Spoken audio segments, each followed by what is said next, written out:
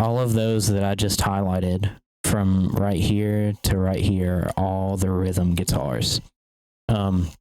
So these rhythms, like I said, we took a lot of time dialing in the amp and moving the microphones to make sure that we got the sound that we wanted from the source, and we didn't have to rely on stuff after the fact. So what we have here, you'll see I have a DI right here. I have an SM57, a SM57 off axis, and a condenser microphone, which some of you might have followed me on TikTok. I went through the same setup on TikTok before, but I'll go over it again. So this is what I did for these specific tracks, but this is my approach almost every time. So I have a 57 pointed right where the dust cap meets the cone, right on it, about 2 inches from the grill of the speaker. I completely, I love these guitar tracks. Thank you, Jade. And then the 57 off axis is, the best thing I can do is give you an example. A visual example. So this right here is the Friedman technique. So that's what I was talking about. 57 pointing at the cap where the dust cap meets the cone, and then one at a 45-degree angle. And what you're actually doing right here is utilizing phase cancellation. And a lot of this, it's like natural EQ. You turn it on like that, and Guitar Attack tracks came out fresh.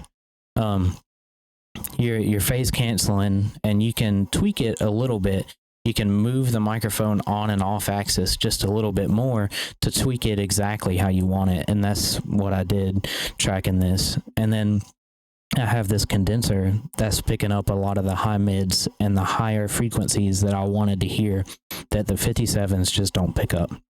And the same way with the DI. I tracked the DI, and that's mostly to capture the high mids and the treble frequencies that you don't really get through a 57. So I'll solo each one of these independently and let you hear them, and then I'll put them all together.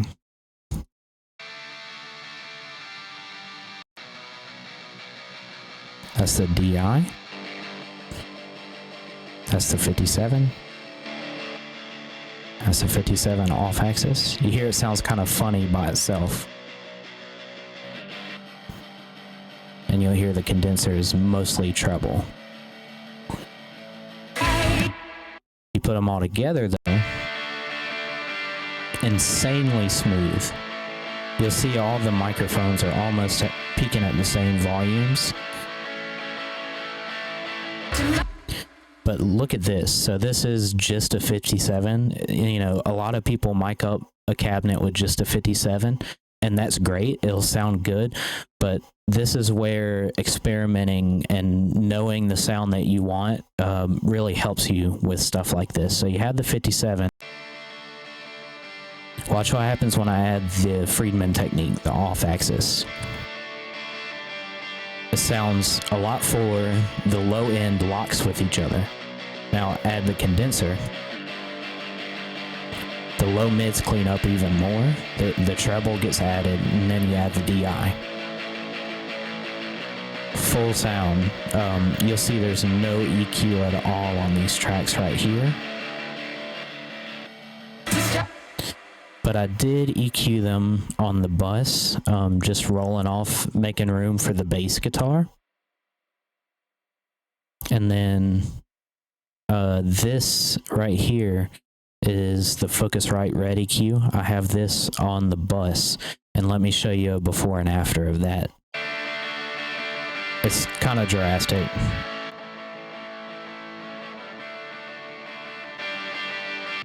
So you see I'm boosting everything. I've got a boost around 1.5 to 2K So a little bit of the high mids. I'm boosting 400 hertz on the low mids, and that's to make the drums and the guitars lock in together.